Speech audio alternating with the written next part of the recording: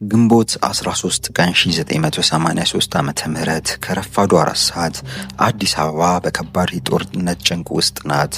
የህወሓትና የሻዕቢያ ሰራዊት ደብረ ብርሃንን አልፈው ወደ ዋና ከተማዋ እየገሰገሱ ነው። በዚች ደቂቃ የሀገሪቱ የበላይ አዛዥ የጦር ኃይሎች ጠቅላይ መምሪያ ኮሎኔል መንግስቱ ኃይለማርያም የጦር መሐንዲሶችን ልጎበኝ ይሄዳሉ በሚል ምክንያት ቤተ መንግስቱን ለቀው ወጡ።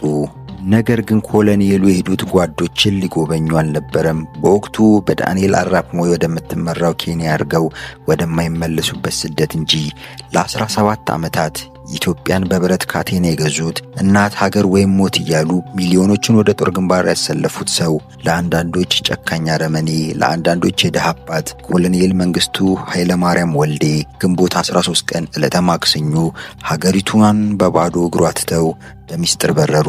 ዛሬ የዚህን ሚስጥራዊና አስፈሪ ሰው የህይወት ታሪክ ገጽ በገጽ እንገልጣለን። አብዛኛውን ጊዜ ታሪክ የሚጻፈው በቤተ መንግስት አዳራሾች ውስጥ ቢሆንም የሚጠነሰሰው ግን በልጅነት ትዝታዎች ውስጥ ነው።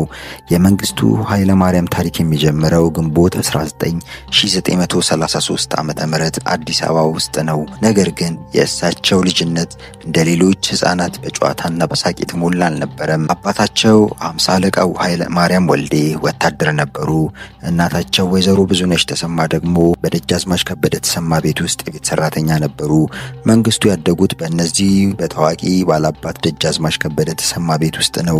ይህ አጋጣሚ ለህፃኑ መንግስቱ ሁለት መልክ ያለውን ዓለም እንዲያስተውሉ አድርጓቸዋል። በአንድ በኩል የባላባቱን ስርዓት፣ ክብር፣ ድግስና ትእዛዝ ይመለከታሉ። በሌላ በኩል ደግሞ የእናታቸውን የድካም ኑሮና የሎሌነት ህይወት ያስተውላሉ። መንግስቱ በዚያ ሰፊ ግቢ ውስጥ የቤት ውስጥ ልጅ ሆነው ሲያድጉ በውስጣቸው አንድ ጥያቄ ይበቅል ነበር። ለምን አንዳንዱ ታዞ ሌላው ያዛል? ለምን አንዳንዱ በልቶ ሌላው ይራባል? የሚል ጥያቄ። አባታቸው የ50 አለቃ ኃይለማርያም ወልዴ የጦር ሰራዊት አባል የነበሩ በመሆናቸው ድሬዳዋ ተመድበው በመስራት ላይ ያሉ ባለቤታቸውና የኮሎኔል መንግስቱ ወላጅ እናት የሆኑት ብዙነሽ ተሰማ በወሊድ ምክንያት ከዚህ ዓለም በሞት ተለዩ። ቀብራቸውን ባለቤታቸው 50 አለቃ ኃይለማርያም ወልዴ ተመድቦበት ይሰሩበት በነበረው ድሬዳዋ ቤተ መንግስት አጠገብ በሚገኘው ሚካኤል ቤተ ክርስቲያን ተፈጸመ። እናታቸውን ገና በልጅነታቸው ማጣታቸው በልባቸው ውስጥ ትልቅ ክፍተትን ፈጠረ። ያ አፍቃሪ እናት የሌለበት ህይወት መንግስቱን ወደ አባታቸው ይበልጥ አስጠጋቸው። አባታቸው አቶ ኃይለማርያም ደግሞ የዲሲፕሊንና የውትድርና ሰው ነበሩ። በዚያ የልጅነት ዘመን መንግስቱ በኩራትና በዝቅተኝነት ስሜት መካከል ሲዋዥቁ እንደነበር የታሪክ ጸሐፍት ያስረዳሉ። በተለይም በወቅቱ በነበረው የመልክና የዘር አድሎ በልጅ ልባቸው ላይ ጠባሳ ጥሎ አልፏል። ጠቆር ያለ መልክ ስላላቸው ብቻ የሚደርስባቸውን የቃላት ስድብና ዝቅ አድርጎ የማየት አባዜን በመቃወም ውስጣቸው ለትልቅ ዓላማ መታገል ጀመረ። ያ በደጃዝማች ከበደ ተሰማ ቤት ውስጥ ዝቅ ብሎ ያደገው ልጅ አንድ ቀን መላው የኢትዮጵያን ባላባቶች የሚንቀጠቀጡበትን በትረ ስልጣን እንደሚይዝ በወቅቱ ማንም አልገመተም ነበር። አዳባ አርጋና አዲስ ዓለም አካባቢ በማደግ ላይ ሳሉ አጎታቸው አቶ አስራት ወልዴ ሚያዝያ 27 ጅማ መምህርነት ሲመደቡ እሳቸውም አጎታቸው ጋር ወደዚያው በማቅናት አጎታቸው በሚያስተምሩበት ትምህርት ቤት እስከ 7ኛ ክፍል ተማሩ። ከዚያም አባታቸው ይሰሩበት በነበረው መሳሪያ ግምጃ ቤት የልጅ ወታደር ሆነው መንጌ ተቀጠሩ። የመንጌ አባት ወደ ሁለታ ወታደራዊ ካምፕ ሲዘዋወሩ መንግስቱም የውትድርናን አየር በከባዱ መተንፈስ ጀመሩ። ትምህርታቸውን ሲጨርሱ ምርጫቸው ግልጽ ነበር። ያ በልጅነት የተነጠቀውን ክብርና በውስጣቸው የታመቀውን ቁጣ የሚወጡበት ብቸኛው መንገድ ውትድርና ሆነ። ሁለታ ወታደራዊ አካዳሚ ገቡ። እዚያም ቢሆን ግን የሀገር በቀል መኮንኖች በውጭ ሀገር የተማሩት መኳንንትና መኮንኖች መካከል ያለው ልዩነት ሲመለከቱ የመደብ ትግል እሳቱ ይበልጥ ውስጣቸውን ያነደው ነበር። የመንግስቱ ኃይለማርያም ልጅነት የታመቀው ቁጣ የጠፋ የእናትነት ፍቅርና የማንነት ፍለጋ ውጤት ነበር። ይህ አስተዳደጋቸው ነው በኋላ ላይ መሬት ላራሹ እያሉ የባላባቱን ስርዓት እንዲያንቀጠቅጡትና ጥቁርነቴን እወደዋለሁ ብለው እንዲፎክሩ ያደረጋቸው። ልጅነት በቁጭትና በትዝታ ቢያልፍም የወጣትነት ጊዜ ግን የተግባር ነበር። ለመንግስቱ ኃይለማርያም ድርና ዝም ብሎ ስራ አልነበረም። ከነበረው የማህበራዊ ዝቅተኝነት ስሜት የሚያመልጡበት፣ ራሳቸውን የሚገነቡበትና ክብራቸውን የሚያስመልሱበት ብቸኛ መሰላል እንጂ። የመንግስቱ ወታደራዊ ጉዞ የጀመረው በታዋቂው የሆለታ ገነት ጦር ትምህርት ቤት ነው። ሆለታ በወቅቱ የድሆችና የሰራተኛው ልጆች መኮንን የሚሆኑበት ቦታ ተደርጎ ይታሰብ ነበር። በሌላ በኩል ደግሞ በሐረር የሚገኘው አካዳሚ ለመኳንንት ልጆች የተመደበ ይመስል ነበር። መንግስቱ በሆለታ ቆይታቸው የላቀ ወታደራዊ ብቃትና አመራር ማሳየት ጀመሩ። እዚያም በዲሲፕሊን የታነጹ፣ በትዕዛዝ የማይታጠፉ፣ የውትድርናን ጥበብ እንደ ውሃ ጥም የተጠሙ ሆነው ተገኙ። እድሜያቸው 18 ሲሞላ ወደ መደበኛ ወታደርነት በወቅቱ ሜል እየተባለ ይጠራ ወደ ነበረው ተዘዋወሩ። በ1951 ሆለታ ገነት ጦር ትምህርት ቤት የ19ኛ ኮርስ እጩ መኮንንነት ኮርስ ተካፋይ በመሆን በሚያዝያ 1952 በምክትል መቶ እልቅና ማዕረግ ተመረቁ። እንደተመረቁም ኦጋዴን ገላዲን በተባለው ቦታ ተመደቡ። ነገር ግን ትምህርታቸው እዚያው አላበቃም። በ1960ዎቹ መጀመሪያ አካባቢ መንግስቱ ለከፍተኛ ወታደራዊ ስልጠና ወደ አሜሪካ ተላኩ። ይህ ጉዞ በሕይወታቸው ውስጥ ትልቅ የለውጥ ምዕራፍ ነበር። አሜሪካ በሄዱበት ወቅት በቴክሳስ እና በሜሪላንድ ወታደራዊ ካምፖች ውስጥ ስልጠናን ወሰዱ። ወደ ኢትዮጵያ ሲመለሱ ያ የቀድሞ አንድ ተራ መኮንን ብቻ አልነበሩም። በእውቀት የዳበሩ፣ የዓለምን ፖለቲካ የተረዱና በለውጥ ፍላጎት የነደዱ ሰው ሆነዋል። ትምህርታቸውን ጨርሰው ወደ ሀገራቸው ሲመለሱ ሐረር በሚገኘው የ3ኛ ክፍለ ጦር መሳሪያ ግምጃ ቤት ተዘዋውረው መስራት ጀመሩ። በመሳሪያ ግምጃ ቤት በሚሰሩበት ወቅት የ3ኛ ክፍለ ጦር ዋና አዛዥ ከነበሩት ከሜጀር ጀነራል አማን ሚካኤል አንዶን ጋር በቅርብ ግንኙነት ነበራቸው ሲሆን የጀነራሉ ዋና አድናቂም ነበሩ። ጀነራል አማም ተነስተው በምትካቸው ጀነራል አበበ ገመዳ የክፍለ ጦሩ አዛዥ ሆነው ሲሾሙ መንግስቱ የመሳሪያ ግምጃ ቤት ባልደረባ ሆኑ። በአንድ ወቅት ንጉሱ መሳሪያ ግምጃ ቤቱን ሲጎበኙ ከአሜሪካ መንግስት በእርዳታ ስም ይሰጡ የነበሩት ተሽከርካሪዎች አገልግሎታቸውን የጨረሱና ቀለም እየተቀቡ የሚመጡ ናቸው በማለት አጣጥለው ገለጻ በማድረጋቸው በአሜሪካኖች ጥርስ ውስጥ ገብተው ነበር። ለሁለተኛ ጊዜ አሜሪካን የትምህርት ዕድል ሲያገኙ በወቅቱ በጀነራል አበበ ብርታት ባይሆን ኖሮ ሁለተኛ ወደ አሜሪካ እንደሄዱ ሁሉ ታግደው ነበር። በዚህና በአሜሪካን ቆይታቸው በደረሰባቸው የዘር መድሎ መንግስቱ ጸረ አሜሪካን ሆኑ። አሜሪካ ውስጥ የነበረው ቆይታ ግን ወታደራዊ ስልጠና ብቻ አልነበረም። በወቅቱ አሜሪካ በጥቁሮች መብት ተሟጋቾች ሲቪል ራይት ሙቭመንት ንቅናቄ ትናወጥ ነበር። መንግስቱ የጥቁር አሜሪካውያንን ስቃይ የሚደርስባቸውን በደል ሲመለከቱ የገዛ ሀገራቸው ኢትዮጵያ ውስጥ ካለው የመኳንንትና የጭቁኑ ህዝብ ልዩነት ጋር አመሳሰሉት። እዚያ ሆኑ ነበር ጥቁርነትና ጭቁንነት በልባቸው ውስጥ እንደ ርዕዮተ ዓለም መጸነስ የጀመሩት። የከፍተኛ ጥገና ኮርስ ተመረው አሜሪካን እንደተመለሱ ወደ መደበኛ ትምህርት ለመማር ጠይቀው በወቅቱ የመሳሪያ ግምጃ ቤት አዛዥ የነበሩት ብርጋዴር ጀነራል ግርማ ፈለቀ ፈቅደውላቸው ለመግባት እየተዘጋጁም ነበር። ይህንን የሰሙት በዚያን ጊዜ የ3ኛ ክፍለ ጦር ዋና አዛዥ የነበሩት ሜጀር ጀነራል ኃይሌ ባይከዳኝ ግን እሳቸው ሳያውቁና ሳይፈቅዱ ይህ በመደረጉ በብርጋዴር ጀነራል ግርማ ፈለቀና በሜጀር ጀነራል ኃይሌ ባይከዳኝ መካከል ጸብ ተፈጠረ። በሁለቱ ጉምቱ ጀነራሎች መካከል የነበረው አለመግባባት ተካሮ መንግስቱ በወታደር ፖሊስ ተይዘው ከአዲስ አበባ ወደ ሐረር እንዲመለሱ ተደረገ። እዛ እንደደረሱም ወደ ድሮ ክፍላቸው ሳይሆን በጀነራል ኃይሌ ቀጥተኛ ትዕዛዝ በቅጣት መልክ ጅጅጋ በሚገኘው ሜካናይዝድ ብርጌድ ግምጃ ቤት መኮንንነት እንዲመደቡ ሆነ። መንጌ ቂመኛ ናቸው። ሜጀር ጀነራል ኃይሌ ባይከዳኝ ላይ ጥርስ ነክሰው በኋላም ላይ ከ60ዎቹ ጋር አስረሽነዋቸዋል። ጄኔራል ኃይሌ ባይከዳኝ ምክትል ጠቅላይ ኤታማዦር ሹም ሆነው ሲሾሙ መንግስቱም የ3ኛ ክፍለ ጦር መሳሪያ ግምጃ ቤት አዛዥ ሆነው ወደ ሐረር ተመለሱ።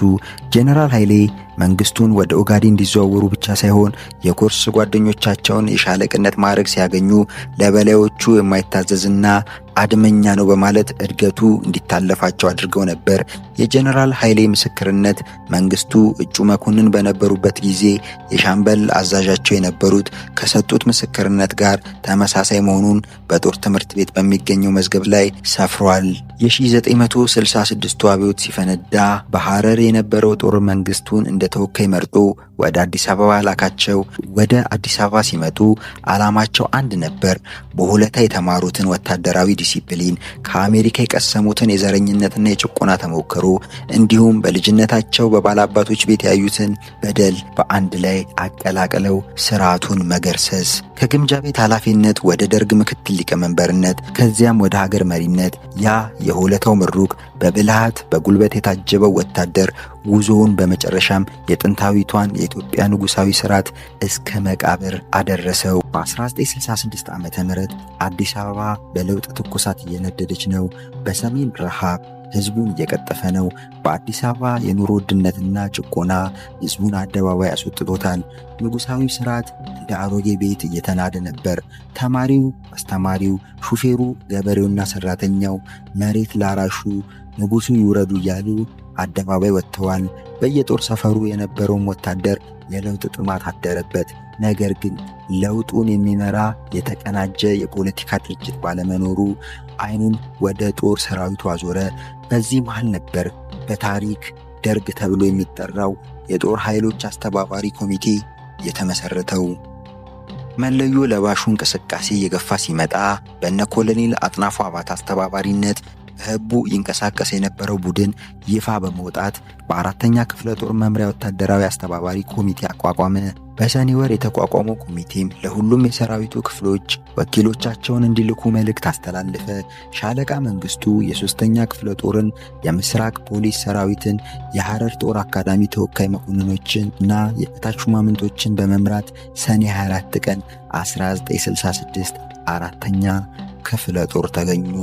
በወቅቱ በመካሄድ ላይ የነበረው የአስተባባሪው ኮሚቴ ስብሰባ በአዳራሹ ሰፍኖ ከነበረው ጩኸትና ስርዓት አልበኝነት ጋር ተዳምሮ እንኳንስ ህዝባዊ አመጹን ለመምራት በጥሞና ለመወያየት የማይቻልበት ምስቅልቅል ያለ ሁኔታ ነበር።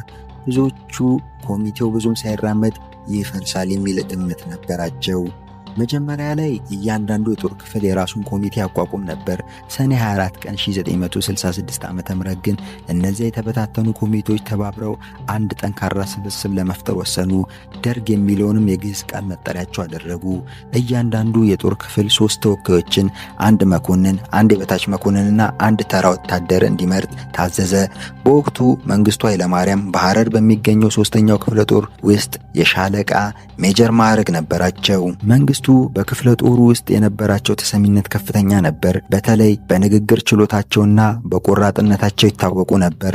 የሶስተኛው ክፍለ ጦር አባላት ጥቅማችንን ያስከብራል፣ ድምጻችን ይሆነናል ያሉትን ሰው ሲመርጡ መንግስቱን ግንባር ቀደም አድርገው መረጡ። በዚህ መሰረት ከሐረር ተነስተው አዲስ አበባ 4 ኪሎ ወደሚገኘው የጦር ሰፈር አመሩ። መንግስቱ እንደደረሱም አስተባባሪ ኮሚቴው በደመ ነፍስ ከሚጓዝ ይልቅ ዓላማና ግብ እንዲኖረው ይህንኑ ለመተግበር መንቀሳቀስ እንዳለበት አስተባበሩ። መንግስቱ ኃይለማርያም ከሐረር 3ኛው ክፍለ ጦር ተወክለው ወደ አዲስ አበባ ሲመጡ ገና የ37 ዓመት ጎልማሳና የሜጀርነት ማዕረግ የነበራቸው መኮንን ነበሩ። መጀመሪያ ላይ ደርግ ውስጥ የነበሩት 120 አባላት እኩል ድምጽ የነበራቸው፣ ነገር ግን መንግስቱ ከሌሎች የሚለዩበት አንድ ሚስጥር ነበረ። እሱም ቁርጠኝነትና የንግግር ችሎታ ነው። የአራተኛው ክፍለ ጦር ግቢ ውስጥ 120 የሚሆኑ ወታደራዊ ተወካዮች ተሰበሰቡ። አብዛኞቹ መኮንኖች እርስ በርስ አይተዋወቁም ነበር። መንግስቱ ግን ገና ከመጀመሪያው ቀን ጀምሮ ራሳቸውን ማሳየት ጀመሩ። በስብሰባው ላይ ንቁ ተሳትፎ በማድረግ አጀንዳዎችን በመቅረጽና ተለዋዋጭ ሁኔታዎችን በመረዳት ረገድ ከሌሎቹ በልጠው ተገኙ። የደርግ ምክትል ሊቀመንበር የነበሩት ኮሎኔል ፍስሐ ደስታ ስለ መንግስቱ የስልጣን ጉዞ ሲናገሩ መንግስቱ እንደ ብዙዎቻችን ተወካዮች ሳይሆን ገና ከጧቱ የስልጣንን ጥቅም የተገነዘበ ግባቸው ላይ ለመድረስም በጥንቃቄ በመራመድና አሻግረው በመመልከት ላይ የነበሩ ናቸው። ሊቀመንበር ሆነው እንደተመረጡም በአዲስ አበባ ጥበቃ ተጨማሪ ጦር ያስፈልጋል በሚል በቀጥታ በሳቸው የሚታዘዝ ጅጅጋ ከነበረው ክፍላቸው አንድ ሜካናይዝድ ሻምበል እንዲሁም ከናዝሬት አንድ የታንከኛ ሻምበል ጦር አስመጡ።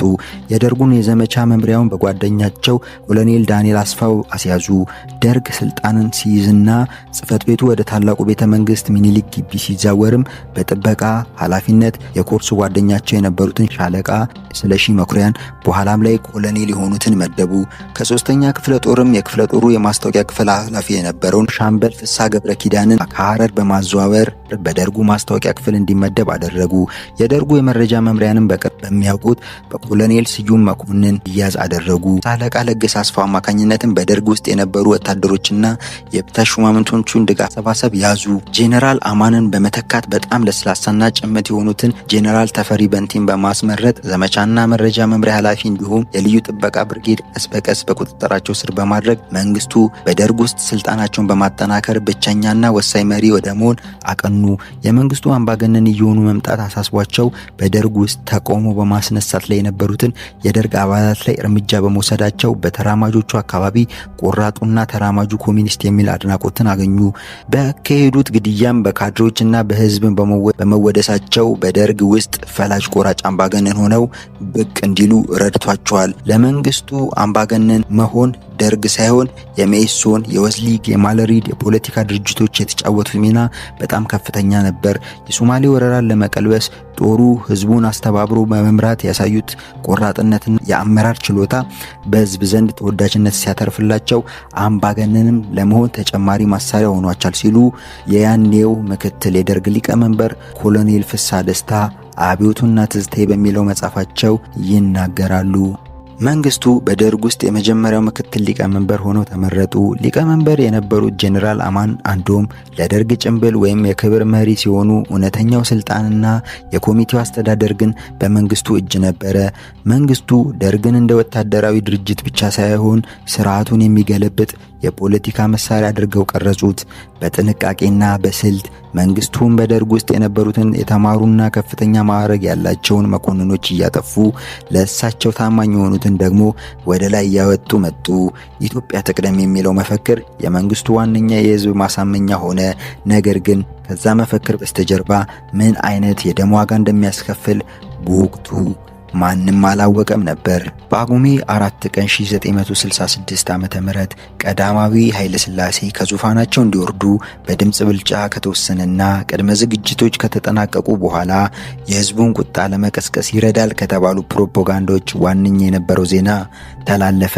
ዜናውም እንዲህ ይላል: በዛሬው ዕለት የዘመን መለወጫ ለኢትዮጵያ ህዝብ የማይሆን ተስፋ ማቅረብ አንፈልግም። በዛሬው ቀን እርጥብ አበባ ወይም የዘንባባ ገጸ በረከት አናቀርብም። ምክንያቱም የአገራችን መልክዓ ምድር በተፈጥሮ አጋጣሚ ተመካኝቶ ተግጧልና። በዛ ምትክ በዛሬው ምሽት የወሎን የረሃብ እልቂት የሚያሳይ ፊልም በቴሌቪዥን እናቀርባለን ተባለ። በቢቢሲው ጋዜጠኛ ጆናታን ዲምቢልቤ የተዘጋጀ የወሎን ረሃብና የተከሰተውን ድርቅ እና ችግር የሚያሳይ ቪዲዮ በአንድ በኩል፣ በሌላ በኩል ደግሞ የንጉሱንና የመኳንንቱን የቅንጦት ኑሮ እና የልደት ባህላቸውን ድግስ የሚያሳይ ዶክመንተሪ በመቶ አለቃ ገበያው ተመስገን በታጀበ ፕሮፓጋንዳ በብሔራዊው ቴሌቪዥን ቀረበ። ይህ የጆናታን ዲምቢልቢል ዘገባ በመቶ አለቃ ገበያው ተመስገን ፕሮፓጋንዳ ተከሽኖ ሲቀርብ በቋፍ ያለው የህዝቡ አመለካከት በንጉሱ ላይ እስከ መጨረሻው ተለወጠ። የፊልሙን ትዕይንት ተከትሎ ንጉሱ ከስልጣን ይውረዱ የሚል መፈክር ያነገቡ ወጣቶች የአዲስ አበባ መንገዶች ተጣጥለቀለቁ። በወቅቱ ፊልሙ ሲተላለፍ የንጉሱ ሁኔታ እንዲከታተሉ የታዘዙ ቤተ መንግስት ውስጥ የሚሰሩ የደርግ ደጋፊዎች ጃንሆይ ፊልሙን በሚያዩበት ጊዜ በከፍተኛ ሐዘን ወድቀው እንደነበረ ፊልሙን መጨረስ አቅቷቸው በሐዘንና በዝምታ በጊዜ ወደ መኝታ ቤታቸው መግባታቸውን ገልጸዋል። መስከረም 1 ቀን 1967 ዓ.ም የእንቁጣጣሽ ዘመን መለወጫ ማታ አዲስ አበባ በዝምታ ተውጣለች። በቤተ መንግስቱ ውስጥ ግን አንድ ትልቅ ድራማ ሊጠናቀቅ ሰዓታት ብቻ ቀርተውታል። ኮሎኔል መንግስቱና ጓደኞቻቸው ለዘመናት የእግዚአብሔር እንደራሴ ተብለው ይታመኑ የነበሩትን ንጉሠ ነገሥት አጼ ኃይለ ሥላሴን ለመጣል የመጨረሻውን ስምምነት አደረጉ። በማግስቱ መስከረም 2 ቀን 1967 ዓ.ም የደርግ አባላት ቤተ መንግስት ደርሰው ሄደው ንጉሱን አስጠሯቸው። ንጉሱም በዝግታ ከፎቅ ላይ ወርደው በዙፋናቸው ላይ ሲቀመጡ የደርግ አባላት ደነገጡ። በሻለቃ ደበላ ዲንሳ የሚመራው 9 የደርግ ቡድን በንጉሱ ዘንድ ተገኝቶ ንጉሠ ነገሥቱ ከስልጣን መውረዳቸውን የሚገልጸውን ደብዳቤ ደበላ ዲንሳ አነበቡ። ሻምበል ደበላ ለሀገርና ለሕዝብ ደህንነት ሲባል በዛሬው ዕለት ግርማዊ ቀዳማዊ አጼ ኃይለ ሥላሴ ከስልጣን ወርደዋል። ለደህንነቱ ሲባልም አስተባባሪው ኮሚቴ ወዳዘጋጀለው ቦታ እንዲወርዱ ተወስኗል የሚል ይዘት ያለው ደብዳቤ አነበቡ። ሻምበል ደበላ ውሳኔውን አንብበው ሲጨርሱ ንባባቸውንም ሲጀምሩ የሰጡትን ወታደራዊ ሰላምታ ደገሙ። እሱም ዝም ብለው ቆዩና መናገር ጀመሩ። ያነበባችሁትን ሰምተናል። የኢትዮጵያ ንጉሠ ነገሥት ስንሆን ስም ብቻ አይደለም፣ ቢሆንም በየጊዜው የሚለዋወጠው ነገር ደግሞ ለሀገር የሚጠቅም ነገር እስካለበት የኢትዮጵያን ታሪክ ጠብቃችሁ ማልማት ከቻላችሁ የእኛ ታሪክ እዚህ ላይ ያበቃል፣ ካልቻላችሁ የእናንተ ታሪክ ያበቃልና የእኛ ይቀጥላል። ሀገራችንንና ሕዝባችንን በምንችለው አገልግለናል። የኢትዮጵያ ሕዝብ ዕድል የእኛም መወገድ የሚጠይቅ ከሆነ ስራችንን አቁመን ማንኛውም ነገር ለመቀበል ዝግጁ ነን። አሁን ተራው የኛ ነው ካላችሁ ኢትዮጵያን ጠብቁ በማለት ተናገሩ። ከዚያም ንጉሱ ውብ በሆነች ሮልስ ሮይስ መኪናቸው ሳይሆን ባረጀች ነጭ ቮልስዋገን መኪና ተጭነው ወደ 4ኛ ክፍለ ጦር ግቢ ተወሰዱ። ጃንሆይ ከዙፋናቸው ወርደው በቮልስ ወደ 4ኛ ክፍለ ጦር ሲወሰዱ በቤተ መንግስቱ ዙሪያ ጎርፍ የነበረው ሕዝብ ለዘመናት ሲሰግዱላቸው በስማቸው ሲምል ከፈጣሪ ሲያጠጋጋቸው የነበረው እንዳልነበር ሌባ ሌባ ሲል አወገዛቸው። በመውረዳቸውም እልልታውን አቀለጠው። ደራሲ ከበደ ሚካኤል ሕዝብ ማለት ምንጊዜም እውር፣ የማያመዛዝን፣ ወረተኛ፣ ጊዜ የሰጠውን ብቻ ደስ ለማሰኘት የተዘጋጀ ነው እንዳሉት ሆነ።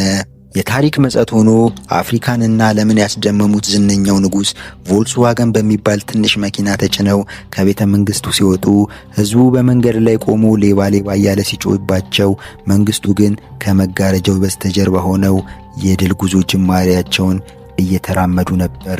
ሆኖም ግን የንጉሠ ነገሥቱ መውረድ ብቻ ለመንግስቱ አልበቃቸውም። ስልጣኑን ለማጽናት ከዚህ ከፍ ያለ እርምጃ መውሰድ እንዳለበት ያምን ነበር። ህዳር 14 ቀን 1967 ዓ.ም ታሪክ የጥቁሩ ቅዳሜ በሚል ስም የምታውቀው ያቺ አሰቃቂ ቀን መጣች። መንግስቱ በደርግ አባላት መካከል በነበረው ስብሰባ ከፍተኛ ክርክር አስነሱ። እነዚህ ባለስልጣናት እስር ቤት አቆይተን ለምን እንቀልባቸዋለን? አብዮቱ እንዲቀጥል የድሮ ስርዓት አጥንት መስበር አለብን በሚሉ ወታደር አብዮተኞች ከፍ ያለ ውዝግብ ተነሳ። በዚያው ምሽት መንግስቱና ሌሎች የደርጉ ከፍተኛ አመራሮች በግል ስልጣናቸውና በወሰዱት የኃይል እርምጃ 60ዎቹ የንጉሱ ባለስልጣናት፣ ሚኒስተሮች፣ ጀነራሎችና የንጉሱ የቅርብ ዘመዶች በጅምላ እንዲረሸኑ ትእዛዝ ሰጡ። በከርቸሌ እስር ቤቱ ቅጥር ግቢ ውስጥ የማሽን ገን ድምፅ ታስተጋባ። ደም እንደ ጎርፍ ፈሰሰ። ይህ ድርጊት ኢትዮጵያን በደም አጠባት። በዚያው ምሽት ደግሞ ሌላኛው ትልቅ እንቅፋት የነበሩት የደርግ መሪ ጀነራል አማን አንዶም ቤታቸው ተከቦ በከባድ መሳሪያ ተተኩሶባቸው ተገደሉ። መንግስቱ በዚያች አንዲት ሌሊት ውስጥ ተቃዋሚዎቻቸውን በሙሉ ጠራረጉ። አዲስ አበባ በማግስቱ ጠዋት ስትነቃ በታሪኳ አይታው የማታውቀው የፍርሃትና የድንጋጤ ድባብ ተከናንባ ነበር። የመንግስቱ ኃይለ ማርያም የስልጣን ጉዞ አሁን የማይመለስበት መስመር ፖይንት ኦፍ ኖ ሪተርን ላይ ደርሷል። ንጉሱ ታሰሩ፣ ባለስልጣናቱ ተረሸኑ፣ ጄኔራሎቹ ተገደሉ። አሁን የሚቀረው አንድ ጥያቄ ብቻ ነበር። ይህንን በደም የቆመ ስልጣን ማን ይቃወመዋል የሚል ነበር። መልሱ ብዙም ሳይቆይ ከነጭ ሽብር መጣ። በ1969 ዓ.ም አብዮቱ አቅጣጫውን ሙሉ ለሙሉ ሳተ። በደርግና በወቅቱ በነበረው ተራማጅ የኢትዮጵያ ሕዝብ አብዮታዊ ፓርቲ ኢሃፓ መካከል የነበረው የቃላት ጦርነት ወደ ጥይት ተቀየረ። ኢሃፓ በደርግ ባለስልጣናት ላይ ነጭ ሽብር የተባለ የግድያ እርምጃ መጀመሩን አወጀ። መንግስቱ ግን ዝም ብሎ የሚመለከቱ ጅል ሰው አልነበሩም። የካቲት ወር መስቀል አደባባይ ኮሎኔል መንግስቱ በሺዎች የሚቆጠሩ ሰዎችን ሰብስበው ንግግር ለማድረግ መድረክ ላይ ወጡ። ፊታቸው ላይ የሚታየው ቁጣ የአገሪቱን ዕጣ ፈንታ የሚወስን ነበር። በንግግራቸው መሃል በውስጡ ቀይ ፈሳሽ የያዙ ጠርሙሶችን ወደ ሰማይ አነሱ። ያ ድርጊት ቀይ ሽብር በይፋ መታወጁን የሚያበስር ምልክት ነበር። ጠላትን እንደዚሁ እንሰባብራለን አሉ ኮሎኔሉ የፈሰሰውን ቀይ ደም እያሳዩ። ከዚያች ደቂቃ ጀምሮ አዲስ አበባ ወደ ጦር አውድማነት ተቀየረች። መጥፋት ያለባቸው ጠላቶች ዝርዝር ወጣ። ምሽቱ የፍርሃት ሆነ። በየቀበሌው የታጠቁ አብዮት ጠባቂዎች ጸረ አብዮት ያሉትን ወጣት ፍለጋ ቤት ለቤት ማሰስ ጀመሩ። ማንኛውም ተማሪ ወይም ምሁር ጥርጣሬ ላይ ከወደቀ እጣ ፋንታው ወይ እስር ቤት ወይ ሞት ነበር። በየቀኑ ጧት እናቶች ልጆቻቸውን ፍለጋ በየመንገዱ ዳር ይኳትናሉ። በየጥጋጥጉ በጥይት የተበሳሱ የወጣቶች አስክሬን ይገኛል። የቀይ ሽብር ሰለባዎች ቁጥር በሺዎች የሚቆጠር ነበር። ወጣቶች በእስር ቤት ውስጥ በግርፋት በጭካኔ ሲሰቃዩ፣ መንግስቱ ግን አብዮቱን ለማዳን ጥፋት ግድ ነው የሚል አቋም ነበራቸው። አንድ ጸረ አብዮተኛ ቢገደል 1000 አብዮተኛ ይፈጠራል የሚለው መፈክር በየግድግዳው ተለጠፈ። ይህ ግጭት የኢትዮጵያን ትውልድ ለሁለት ከፈለ። ጓደኛ ጓደኛውን፣ ወንድም ወንድሙን አሳልፎ የሚሰጥበት አስከፊ የጥርጣሬ ዘመን ሰፈነ። መንግስቱ የከተማውን ተቃውሞ በብረት እጃቸው ደመሰሱት። ኢህአፓ ወደ ጫካ ሲያፈገፍግ፣ በከተማው የቀረው ግን ባዶ ቤትና የቆሰለ ልብ ነበር። ነገር ግን ኮሎኔል መንግስቱ በዚህ ድል አላረፉም። የከተማው ሽብር ሳይቆም ሌላ ትልቅ አደጋ ከምስራቅ ደጃፍ መጣ። የዚያድ ባሬ ሶማሊያ ኢትዮጵያን ደካማነት አይታ የኦጋዴንን በረሃ አልፋ ሰርጋ ገባች።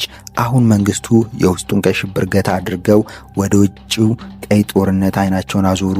1970 ዓመተ ምህረት ኢትዮጵያ በውስጥ ሽብርና በፖለቲካ ግርግር ደክማለች።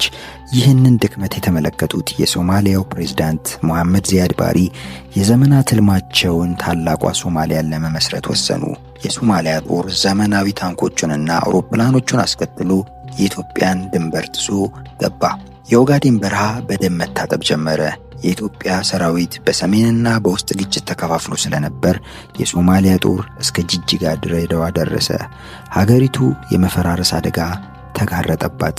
በዚህ አስፈሪ ሰዓት ግን ኮሎኔል መንግስቱ ኃይለ ማርያም የዓለምን አይን ያገረጣ የጀግንነት ጥሪ አደረጉ። ያ ድምፅ በየሬዲዮኑ ሲያስተጋባ መላው የኢትዮጵያ ህዝብ ከዳር እስከ ዳር ተነቀነቀ። መንግስቱ የፖለቲካውን ልዩነት ወደ ጎን አድርገው ሀገር ካለች ነው ፖለቲካ የሚኖረው የሚል ጠንካራ መልእክት አስተላለፉ። በአጭር ጊዜ ውስጥ 300,000 የሚጠጋ የገበሬ ሚሊሻ በታሪክ ታይቶ በማይታወቅ ፍጥነት ሰለጠነ። መንግስቱ በዲፕሎማሲውም ረገድ ስልታዊ ነበሩ። ከአሜሪካ ፊታቸውን አዙረው ወደ ሶቪየት ህብረትና ኩባ ተጠጉ። በሺዎች የሚቆጠሩ የኩባ ወታደሮችና የሶቪየት ወታደራዊ አማካሪዎች አዲስ አበባ ገቡ። ኮሎኔሉ ራሳቸው ጦር ግንባር ድረስ እየሄዱ ሰራዊቱን ያበረታቱ ነበር። አለፍ ሲልም ተዋግተዋል። የካቲት 1970 ዓ.ም የካራ ማራ ዘመቻ ተጀመረ። የኢትዮጵያና የኩባ ጥምር ጦር በሶማሊያ ሰራዊት ላይ ከባድ መብረቃዊ ጥቃትን ሰነዘረ። የዚያድ ባሬ ጦር ተሸንፎ ወደ ድንበሩ መሸሽ ጀመረ። ኢትዮጵያ የሉዓላዊነት ክብሯን አስመለሰች። መንግስቱ በመስቀል አደባባይ ላይ የድል አድራጊነት ንግግር ሲያደርጉ ህዝቡ በደስታ አበደ። በዚያን ወቅት መንግስቱ ለብዙዎች ሀገርን የታደጉ ጀግና ነበሩ። ጥቁርነታቸውን እንደ ኩራት የሚላበሱት ኮሎኔሉ ለአፍሪካም የምዕራባውያንን ጣልቃ ገብነት የተቃወሙ መሪ ተደርገው ታዩ። ነገር ግን የድሉ ማግስት ሌላ ፈተናን ይዞ መጣ። በሰሜን ኤርትራና ትግራይ የተጀመረው አማጽነት እንደ ሰደድ እሳት መቃጠል ጀመረ። ሶቪየት ህብረትም ፊቷን ማዞር ጀመረች። ድል ሁልጊዜ ዘላቂ አይደለም። የሶማሊያ ጦርነት ድል ማግስት ኮሎኔል መንግስቱ ኃይለማርያም ትኩረታቸውን ወደ ሰሜን ወደ ኤርትራ፣ ትግራይ አዞሩ። ሁለተኛው አብዮታዊ ሰራዊት በሚል ስያሜ ግዙፍ ጦር ወደ ሰሜን ቢላክም ተራራው ግን እንደ ምስራቁ በረሃ አልቀናቸውም ነበር። በ1977 ዓ.ም ኢትዮጵያ ሌላ ዓለም አቀፍ መነጋገሪያ የሆነ ክስተት አስተናገደች። አስከፊው ረሃብ። በሚሊዮን የሚቆጠሩ ወገኖች በረሃብ ሲረግፉ ዓለም ዊ አር ዘ ወርልድ እያለች አለቀሰች። ይህ ክስተት የኮሎኔሉ መንግስቱ ሰብአዊነትና ብቃት ጥያቄ ውስጥ ከተተው። በሰሜን የሚዋጉ አማጽያን ህዋትና ሻቢያ ህዝቡን አስተባብረው በሰራዊቱ ላይ ከባድ ጉዳት ማድረስ ጀመሩ። መንግስቱ የኢትዮጵያ አንድነት እያሉ ቢፎክሩም ሰራዊቱ ግን ውስጥ አመጽና በድካም እየፈራረሰ እና እየዛለ ነበር። ግንቦት 1981 ዓ.ም የመጨረሻው የውድቀት ምልክት የታየበት ወቅት ነው። ኮሎኔሉ ወደ ምስራቅ ጀርመን በሄዱበት ቅጽበት በአዲስ አበባ የሚገኙ ከፍተኛ ጄኔራሎች መፈንቅለ መንግስት ሞከሩ። መንግስቱ ግን እንደ መብረቅ ተመልሰው መጡ። ከዳተኞች በማለት በጦር ሜዳ ስም ያተረፉ ታላላቅ 28 ጄኔራሎችን በጅምላ ረሸኑ። ይህ እርምጃ የመንግስቱ ትልቅ ስህተት ነበር ይባላል። ሰራዊቱ አንጎሉንና መሪዎቹን አጣ። ወታደሩ ለምን እዋጋለሁ ብሎ መጠየቅ ጀመረ። ሶቪየት ህብረትም ፔሬትሮይስካ በሚባለው አዲስ ፖሊሲዋ ድጋፏን ማድረግ አቋረጠች። ኮሎኔሉ ብቸኛ ሆነው ቤተ መንግስት ውስጥ ተቀመጡ። ሚያዝያ መጨረሻ 1983 ዓ.ም አማጽያኑ አዲስ አበባን ከበቡ። መንግስቱ በራዲዮ ቀርበው እስከ መጨረሻው የደም ጠብታ እዋጋለሁ ቢሉም በውስጣቸው ግን ተስፋ ሳይቆርጡ አልቀሩም። ዕለቱ ማክሰኞ ነበር፣ ግንቦት 13 ቀን። በ6 ሰዓቱ የኢትዮጵያ ሬዲዮ የዜና አወጃ በሀገሪቱ የነበረውን ደም መፋሰስ ለማስቆም ሲባል ፕሬዝዳንት መንግስቱ ከሀገር እንዲወጡ መደረጉ ተነገረ። በማግስቱ ለማንም ሳያሳውቁ ሸሽተው መሄዳቸው በተስፋዬ ገብረ ኪዳን የሚመራው የመንግስት ምክር ቤት መግለጫ ሰጠ። ማክሰኞ ግንቦት 13 የፕሬዝዳንቱ ልዩ ረዳት ሻምበል መንግስቱ ገመቹ ብላቴ ማሰልጠኛ ጣቢያ ደርሶ ከዚያም ወደ አስመራ ደርሶ መልስ የሚበቃ ነዳጅ የሞላ 1-5 አውሮፕላን እንዲዘጋጅ ትዕዛዝ አስተላለፉ። በዛው ዕለት ከጠዋቱ 2 ሰዓት ገደማ ፕሬዝዳንቱ ከተመረጡ አጃቢዎቻቸው እንዲሁም ከ3ኛ ክፍለ ጦር የመጣና የቅርብ አጃቢያቸው ከነበረው ከሻምበል ደመቀ ባንጃው ጋር በመሆን በኮሎኔል ተስፋዬ መሪነት ቦሌ አውሮፕላን ማረፊያ በመድረስ ተዘጋጅታ ትጠብቅ የነበረችውን አውሮፕላን ተሳፈሩ። ነገር ግን አውሮፕላናቸው አቅጣጫውን ቀይሮ ወደ ደቡብ አድርጎ ወደ ኬንያ አየር ክልል ገባ። ናይሮቢ አውሮፕላን ማረፊያ ሲደርሱ በኢትዮጵያ ኤምባሲ ሁለተኛ ጸሐፊና የኬንያው ጉምቱ መሪ ዳንኤል አራፕ ሞይ ተቀበሏቸው። ብዙም አልቆዩ። በዚያው የስደተኝነት ኑሯቸውን ወደሚገፉበት ሙጋቤ ወደሚመሯት ዚምባብዌ መዲና ሐራሬ ከ5 አጃቢዎቻቸው ጋር ሄዱ። መንግስቱ በዚምባብዌ በፕሬዝዳንት ሮበርት ሙጋቤ ጥበቃ ስር ቪላ ውስጥ መኖር ጀመሩ። በሀገራቸው ግን የሞት ፍርድ ተፈረደባቸው። ለ30 ዓመታት ያህል በዝምታ ኖሩ። አልፎ አልፎ ግን የኢትዮጵያ አንድነት እንቅልፍ ይነሳኛል የሚሉ አንዳንድ መጽሐፍትን ከመጻፍ አልቦዘኑም። መንግስቱ ኃይለ ማርያም በአደባባይ የህብረት ሰው፣ በንግግራቸው መድረክ የሚያናውጡና በጥይት የማይመለሱ መሪ ነበሩ። ነገር ግን ከዚያ የቁጣ ፊት በስተጀርባ ለቤተሰባቸው እጅግ ጥንቁቅና አፍቃሪ አባት እንደነበሩ የቅርብ ወዳጆቻቸው ምስክርነታቸውን ይሰጣሉ። የህይወታቸው አጋር ወይዘሮ ውባንቺ ቢሻው ይባላለች። ውባንቺ በቤተ መንግስት ቆይታዋ ወቅት እንደ ሌሎች አምባገነን መሪዎች ሚስት በአደባባይ መታየትና በፖለቲካ ውስጥ ጣልቃ መግባት አታዘወትርም ነበር። እርሷ የኮሎኔሉ የመረጋጋት ደሴት ነበረች። በደም በተጨማለቀው የአብዮት ዘመን መንግስቱ ከውጭው ዓለም ግርግር አርፈው ወደ ቤታቸው ሲመለሱ ውባንቺ የቤቱን ሰላም አስጠብቅላቸው ነበር። ኮሎኔሉና ወይዘሮ ውባንቺ ቢሻው 3 ልጆችን በጋራ አፍርተዋል። 1 ወንድ፣ 2 ሴቶች። ወንድ ልጃቸው አንድነት መንግስቱ ሲባል ሴቶቹ ትምህርትና ትዕግስት ይባላሉ። መንግስቱ ለሴት ልጆቻቸው የነበራቸው ፍቅር የተለየ ነበር ይባላል። በስልጣን ማማ ላይ በነበሩበት ወቅት እንኳን ለልጆቻቸው የትምህርት ቤት ውጤትና የደህንነት ጊዜ አይነፍኩም ነበር። ታሪክ እንደሚዘግበው ግንቦት 13 ቀን 1983 ዓ.ም መንግስቱ ለስደት ሲነሱ ልጆቻቸውና ባለቤታቸውን አስቀድመው ወደ ዚምባብዌ እንዲሄዱ በማድረግ ትልቁን የጥበቃ ኃላፊነት ተወጥተዋል። ዛሬ በሐራሪ ስደት ውስጥ ቤተሰቡ አሁንም እንደተጋዘ ይኖራል። ወይዘሮ ባንቺ በህመምም ሆነ በደስታ ጊዜ ከባለቤታቸው ጎን አልተለየችም። ልጆቻቸውም በውጭ ሀገር ከፍተኛ ትምህርታቸውን አጠናቀው በሙያቸው ተሰማርተው ይገኛሉ። አንዳንዶች እንዲህ ያለ ጨካኝ መሪ እንዴት እንዲህ ያለ ጸጥ ረጥ ያለ ቤተሰብ ህይወት ሊኖረው ይችላል ብለው ይጠይቃሉ። መንግስቱ ግን ለዚህ ጥያቄ ምላሽ የላቸውም። ለእርሳቸው ቤተሰብ ማለት ከፖለቲካው ማዕበል መሸሸጊያቸው፣ ስደትን ቢሆን አብረው የቆሙት ብቸኛ እውነታቸው ነው። ኮሎኔል መንግስቱ ኃይለማርያም በኢትዮጵያ ታሪክ ውስጥ እንደርሳቸው ስሙ ለ2 የተከፈለ መሪ የለም። ዛሬም ድረስ በየቤቱ በየቡና ቤቱ ስማቸው ሲነሳ ክርክሩ አይበርድም። ምክንያቱም መንግስቱ ለአንዳንዶች ጨካኝ አምባገነን፣ ለሌሎች ደግሞ የደሃ አባት ናቸውና። ለቀይ ሽብር ሰለባዎችና ለቤተሰቦቻቸው መንግስቱ የጭካኔ ተምሳሌት ናቸው።